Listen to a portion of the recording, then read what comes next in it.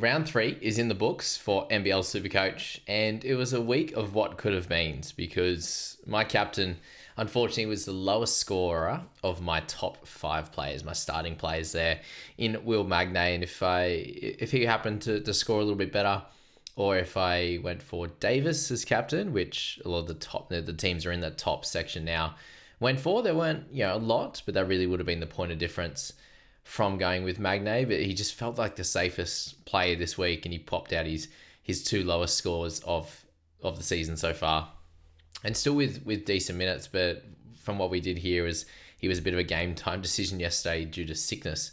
He woke up with some type of flu, some type of illness that morning of the game, the second game. So I suppose I'm glad that he actually played, that's for sure.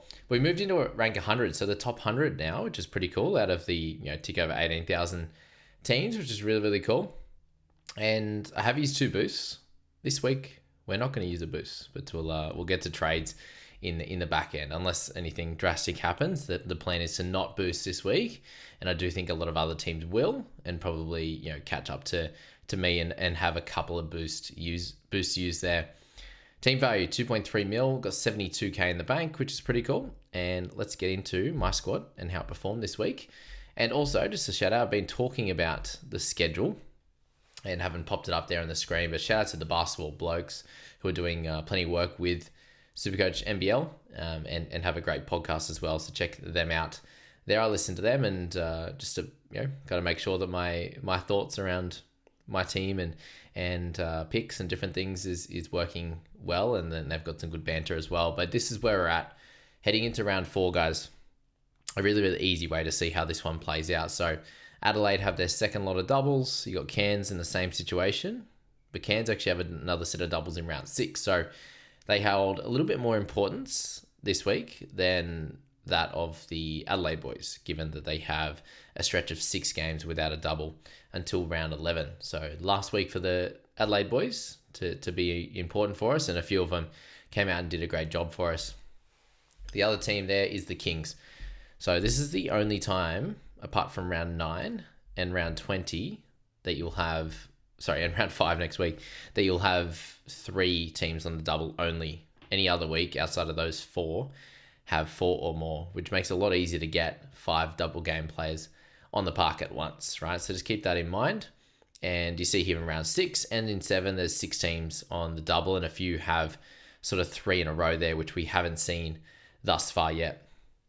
So when we are going through potential pickups in this video, just keep an eye out on those guys. So 36ers, Cairns, and also the Kings. And the Kings is probably the safest one, given they have some really, really good players, and they also have doubles in 6 and 7. So at least one of those guys you'll probably want to hold into the round 6 and 7, and probably get through on the single game in round 5 next week, when I doubt anyone's going to get a full 5 double game players that are strong on the park next week. So having these single game players from good teams that are consistent, like some of these guys like Cooks and Adams, are going to be a good play heading into round 5. But we'll get to that, and we'll get into this a little bit deeper in a second. But just going back to my side there, this is how it was set up this week. So Magnay with the 49ers captain wasn't the best. He did make some cash, which we'll go through in a second as well. But White ended up with 2 really good scores and moved from 230 up to 315 in 2 rounds, which is really cool. Montrez with a nice 61 across the 2 games. Lovely double-double finish. Glad he got that. Very much glad that Magnay got his double-double as well in overtime, which is very helpful. Basically didn't play the whole 4th quarter, which was sad to see. But Kendrick Davis was the best player of the round there. 86 for him in that double. Again, if you captained him, it was immense. Alas, went up almost 50k, so 45k for Davis, and he's got plenty more to make there as well. And then Shea Lee ended up being a really nice hold. He picked up a good score of 41 in that first game, and unfortunately only a 15 in the second. And Delhi didn't even play big minutes. They just were pretty poor, to be fair. They won so well in that first game and lost really poorly in the second one. The only player that was a little bit underwhelming for myself was that of Cam Oliver. It was a strange game. You had Adams playing lesser minutes. Oliver played like solid minutes overall. They kind of spread it across the board though pretty well. Just had no steals, had no blocks. Rebounds were down. Scored the ball a little bit, but only 16 points was a bit rough for him with a couple of turnovers. So hopefully for him, it's a bit of a bounce back because it's looking like he's the only guy on my list that will probably lose money this week, which is also not so bad given he's, at least going to be a scorer. In my side, Kelly LePepe, what a round from him. 23 on the single, made plenty of cash, and he's going to make plenty more and has a double this week. So I have, currently heading into next week, I currently have 3 main guys on my list that are going to play the double in Davis, Harrell, and also Cam Oliver. And then LePepe will stay on my bench, and he'll be another double game guy. So if I make 2 trades, I'll have 6 on the double, which is cool. And Kelly with that lovely score now. Remember, with break-evens, guys, it's all about their previous 2 scores leading into this third game that they play. So for Kelly, what's going to matter for him is this single game that he's just scored, that 23, and then he's coming into a double, so it's going to be those 2 scores combined with that 23 as to work out how much cash he goes up. So him having that score now is very, very important to continue gaining cash, and he's almost up 50k now for the season there. Lockie Aldrich with a 14. He just beat his break even, which is fine. Thankfully, was able to score a little bit compared to what he had last game against the Kings. Will Hickey made a little bit as well, so that's been nice. And then Henschel had his first price rise, a nice price rise at that of 33k after his 17.3 average across the 3 games, and a little bit lower in this one. Perth didn't play very well, to be fair, either, so it's hard for him to come out and do some good stuff, especially when Cotton's struggling a bit and the whole team is, for one. So overall, looking at the side, the cash cows have been making money. Everyone is over 100k now, and what you're looking at in this first sort of 8, 9, 10 rounds is getting a lot of these guys up closer to 200k, so you can plug and play certain positions, certain guys in, and always having 5 strong players with sort of a couple of guys on the bench that should be able to score you a 20 on a single game week and get you that 10 or so points, which is very, very helpful.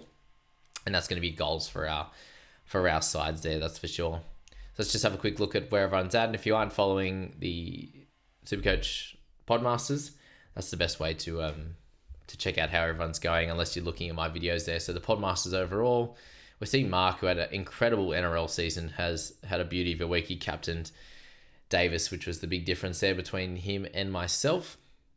And then you had Troy in there, who was up in 16th spot, moved up 1 spot to 15th. And then Matrix from the Insight Boys, he's had a lovely week there at 431. Outdid me, I think, had Rob Lowe on the double rather than myself having, I don't know, someone, I think it was, 10 points less. That was our only difference. But good week from Matt there into 93, and then myself at 100.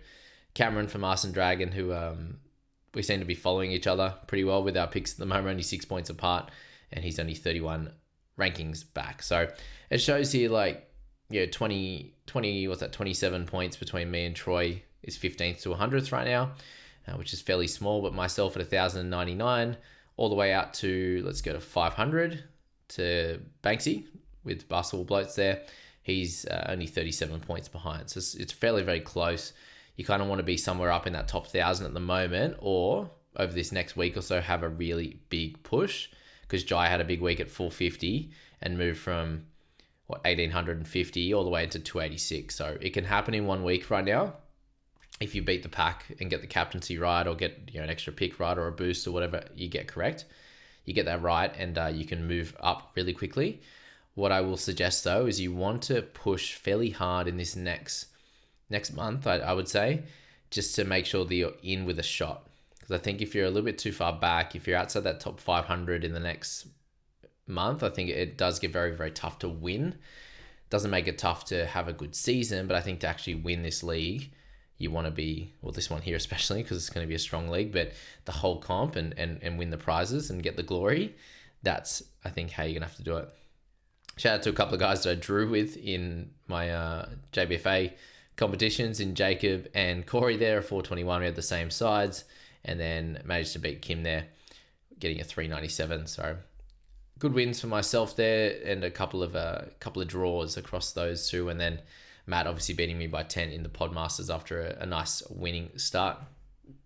And then you're looking at Usage Rate podcast there. I'm 5th out of 204, and a couple of other leagues there I managed to get some wins, which was nice there in that one. So now we move along to the buy, hold, sell portion of this video. So you get more of an idea on my players eventually, but I'm sure you'll you get a bit of a clearer picture based on the guys I'm talking about, that's for sure. So we do have a look at the schedule. That's the main thing we have to check first, right? And the sad thing is about the United guys is they come on into a couple of single games now.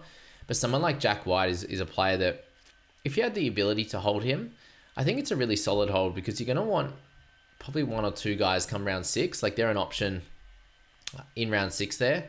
You've got guys, teams like United, you've got teams like New Zealand and Southeast Melbourne. I think that you're going to want to target one player maybe. You got Matt Hurt, you got Walton Jr., you got some options in Southeast Melbourne, you've got some options in United, obviously. So if you could hold on, that would be ideal, but I think it's very, very tough to when they're on some singles now and you've got the Kings guys this week, Taron Armstrong, there's a bunch of different options. Kedrick Davis, if you missed him for this next double coming up, that you might want before going for, just holding those United guys. So just keep that in mind. But so Jack White, Illy, they're going to be targets to move on from. Magna has a double next week, so I think we just cop any price losses with him. When you look at some break evens that you've got there, Oliver with the 61 has the highest in my team, unfortunately, on the double at least. So if he goes back-to-back 30s, then he'll hold price, which will be good. Magne, 41 on a double. Harrell with 46. The big one here is Davis with 29. And that's over a double. But the annoying thing is with White and Illy, because they had a couple of good scores in there, like Illy's got that 41, even attached with his 15, it does give him a break-even of 8. So a 21 or whatever he manages to get this week will make him some decent cash at 13k or so, which says here about 12.7. And then Jack White, if he hits that 33, then he's going to go up 24k. So you look at some of the cash generation guys you might have on your bench, and you look at that with Jack White, and you're like, well, he's probably going to make more than Lepepe. If he hits 27 across the 2 games, he'll go up 18.5k. as a cash cow, whereas Jack White at over 300k can produce that same amount of cash. So that's something to look at as well with those guys, is if you think that they can do a decent enough job on your bench and you manage to hold them for a week and you go for a different strategy, you can make that 24k and then either hold coming into those, the triple, the 3 rounds of doubles, or you could sell next week after the price rises. So there's a few options, but the thing is with that, most likely you're going to have to give up a really good player on your court in the double slot if you were to do that strategy. But anyway, if you were to trade White, which I think most people are going to, then there are a few options. And a couple of things, if you missed out on Davis, I think you can still pick him up. Yes, it might be a 1 week play, 1 round play anyway, but with that really low break even, you're going to make some good cash on him. If he gets a 68 across the 2 games, so average 34 in both, he will make 41,600, which is a lot of cash. It's a lot of points. So keep an eye on that. Obviously, that's not on the forwards, but that's just something to think about from the Adelaide side of things. And then also on the guard side, we'll have Taron Armstrong to talk about as well. So that's the guard side on the slightly cheaper end. And then we'll have Adams as well to speak about. But if we're looking up top here, there's not too many other guys I think you want to focus on as getting doubles. As I said, with the 36ers, you could look at Harrell, but then you'll have to move him on next week. Do you want to make that trade now, or was it worth doing it last week? With the Cairns guys, there's a few options, but I think Kings guys are going to be a target. And the main guy you want to look at is Xavier Cooks. He's up to 406k now. The last 2 weeks have been crazy for him. He's actually hit a 48 and a 42, I believe, the last 2. And that's going to provide him with a pretty lovely low break even. So if I popped him in now, he's at a 60, so 30 per game, which he is averaging better than that at the moment, obviously, with a 40.8 per game for him. So if he was to do that, he makes about 20k, which is cool. So Cooks is the best one. He would then, if you were to trade him in, he'd be your captaincy option there. So definitely a good thing to think about with him. But the best thing, guys, is make sure you put the filters on. You could chuck Adelaide in there, you chuck Cairns in there, and you chuck Sydney in there, because they're the guys you want this week. And then following week's going to be New Zealand, and it's going to be Tasmania as well. So firstly, you look at these guys, and you've obviously got Wartenberg, who went up 31k this week, which was nice. You've got Cam Oliver. If you didn't grab him, I think with the higher break even, I still think he's going to be solid, but do you want to pay that money for someone there that's, I think you can hold for the next period, which is good, but at this point, do you want to buy someone that's more likely to make money, or is a chance of losing money here? So keep an eye on that. Alex Tui at 231, coming off a 19, means his break even isn't ridiculously helpful. It's exactly what he's projected to score at 42. So he's unlikely to make really good cash coming off that lower score. So that's where that one score beforehand can really hurt. That's for sure. Congrats to Edwards holders. He did a really good job. Do you want to grab him? I understand that with Cairns having the double here in round 4 and also in round 6 can be fairly tempting there for sure. That could definitely be an option for you as well. But that's it's annoying once you put the forward in, it comes up with all the guards as well. So Wardenbird's another option like that, but he picked up a He picked up a 31k price rise, but only 41 points. So is that good enough for you on the double? It's obviously good enough for cash, but for him there, he's going to break even at 50 now after that slightly lower scores. So he's unlikely to make money now. It's just that 31k, and unless he goes nuts and lobs a 50 again, it's going to be harder for him to really dominate there with cash gains. The interesting one here is Kyron Galloway. So he's coming off a really nice game, and he got in the starting side with Tanner Groves out. The only thing here is that the 2 games that he scored really well is when Tanner Groves has played 7 minutes and when Tanner Groves has missed the game. So that's when he's gone nuts, and that's where his last few round average comes into play. But he's got a break even of 14. If he was to hit 220s, he'll make 25k, which is really helpful there for Kyron on that one there. Bradshaw had a slightly better one, but he's not one you want to target. The other question is, do you want to go for a cheapie this week? You need to also think about next week. If you're everyone's going to be trying to get Parker Jackson Cartwright in that guard slot as captain next week, given he's hit back-to-back, 49 and 51. And they'll be coming back from the NBA, the games that they've been playing over there. So he's an interesting one that people need to get at 420k. So how do you fund that? That's the big question. Are you switching from an Adams or a Cook to go to him? Are you going to do the one more week of Davis? Hopefully he goes up big, and then you've got a bit of cash in the bank that you can go Davis to him there, to Jackson Cartwright with 60k in the bank or whatever that ends up being. That's something to think about, but you might have to pick up a cheapie. And I'm looking at my cheapies at the moment, and break even wise, they're not sitting in the worst spot. Aldridge is the highest there at 11. Lepepe's 8 over 2 games, so he's got more cash to burn there. He plays a double this week, so he's a really fun cheapie to grab. I know it's a little bit late. You missed a fair few of the games, but he's still got some more to go. And if he has any games like he did last one there, scoring 20 odd points, then he could hit the odd 20 like this and make some more cash and get closer to 200k. So keep an eye on that one with Lepepe. Is 80k enough for you? I think it should be. That's for sure. So keep an eye on him. Guys like Hickey have a 5 break even, so he doesn't have to be turned over yet, but maybe he's someone, or Aldridge is someone next week that I could turn over. And that's the thing you got to think about as well, is all the starters. They're the big dogs. They're going to get you points. Hopefully they can do well enough that they make some cash as well, like Davis has done, like Montrez has done, even Magnay that last week, but he didn't score enough to have a nice break even in this one coming up. White made some good cash. You're wanting the scores and the price gains. And these guys on your bench, you're hoping that they come into a bit of a section where they can get you some decent points. Obviously, if they have a few doubles like Lepepe's got and has had, and then if they're on the single, you need them to be making some money. And these guys have still got some cash to make. Henschel's down at a 2 break even, so he can do a job for me. I don't need to turn any of these guys over yet, but next week might be an interesting one where you may need to start turning these guys over. And that's where just having a quick look at next week as well, when you make your trades, to sort of forward plan a little bit. So you've got New Zealand and you've got Tassie as well, are the guys you want to be looking at for next week. Again, you're not buying them this week, especially the New Zealand guys are on a buy. The Tassie guys will move up and down in price. It's just something to think about for sure when you're making your trades here for anyone in these forward slots. Yeah, so Tui's an interesting one. You got Lap Mayan, who will go up again in price, but is playing off the bench at the moment. If you're looking forward to next week, Majok Deng ended up with a 58 across his 2 games, so really nice jump. Obviously, we found out that Magnay was struggling a little bit with illness. So and Deng played really well, so he deserved those minutes. You've got Tarangi there, who made a little bit of cash, but is that going to be enough to transfer over on your bench? Do you go for a Gak, who had a really nice 42 across his 2 games there after having a slow one in round 1? So is he a 150k guy that you could plug into your bench here for this week to get you some cash, to get you some doubles? Because it all just depends on where you're at. Are you using a boost?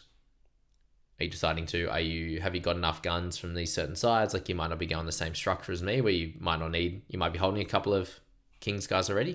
So there's lots of different ways to think about this, and just keeping in mind that you might need a cheapie next week. Sam Menenga is an interesting one for next week at 154k. Hasn't made any cash yet, but is averaging 20.5 across his 2. So keep an eye out on that for all those guys. And this is just in that forward position, guys, so just remember that. And then if you were to slot Wardenberg in here, it'll give you all of the options from these teams there across that. So Jalen Adams is the next guy on the list. And what's crazy about this is the fact that Adams was so expensive and he's had 2 slower games there. So he lost a bit of cash this last one.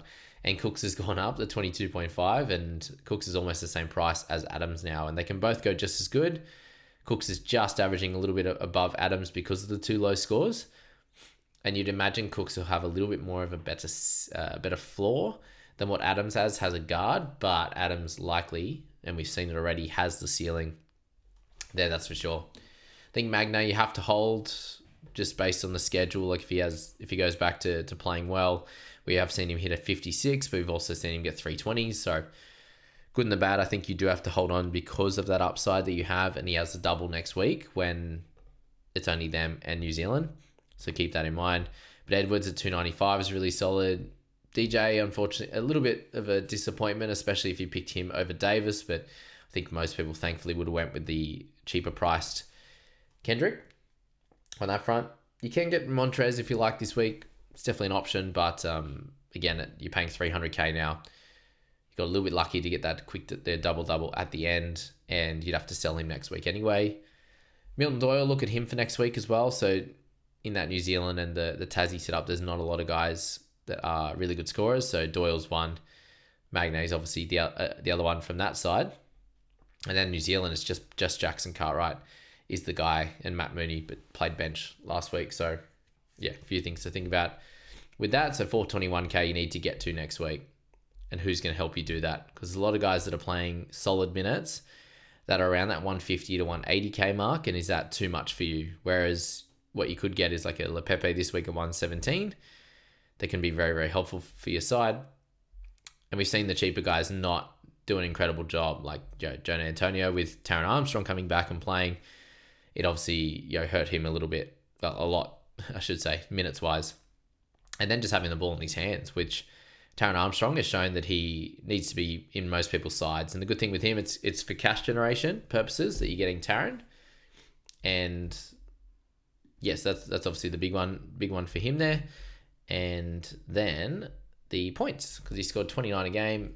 He's going to play 2 games here. He's going to break even to 13. So if he hits that 43, he's going to make 31k, which is awesome. He could have games where he goes above that. Looks like Cairns are playing fairly well now.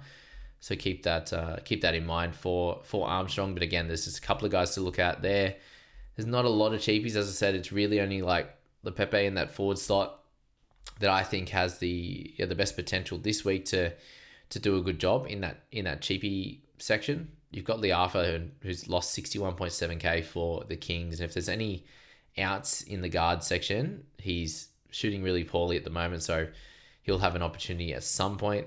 And then we do need to see a few more games from the breakers as to if any of those guys are going to be an option in people's sides. Because at the moment, it doesn't look like it at this stage. So it just looks like at the moment, you're just trying to rotate the guns. I don't think there's enough cheapies to think about this week, but I'm hoping that maybe one pops up next week, or we go for a Menenga or something like that. Yet Sunday Detch do a decent job this week and made cash, but again, if you buy him now, do you sell him when he comes into the singles period, which they're going to for a while? So lots of questions with certain guys. I think we need some more information on everyone but Lepepe in the cheap zone. And then you've got Armstrong, you've got Adams, you've got Cooks. Obviously, just keeping in mind that next week you're going to be wanting Jackson Cartwright. So if you had Adams, do you then trade Adams to Jackson Cartwright next week, or do you have enough space for a couple of gun guards? They're all the things you need to think about. So we'll leave it at that for this one, guys. My results, the buy, hold, sell. Keeping it simple on this channel. I hope that this is helping you. I hope that the podcast is helping you as well.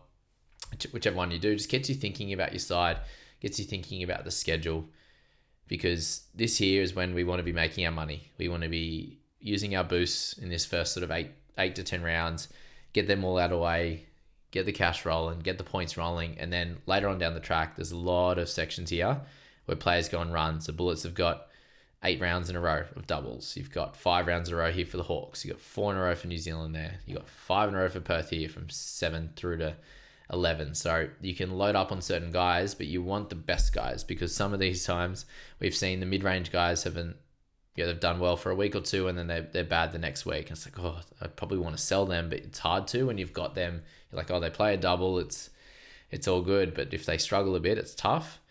So you want to build up that cash as much as you can, so you can just have guns, as many guns as you can from all of these teams. So there you go. Yeah, check out the Basketball Blokes for that one. And hope that was fun. I hope they helped you guys, and good luck heading into round 4. It's getting exciting, and hopefully we can make a big run into that top 50 this week.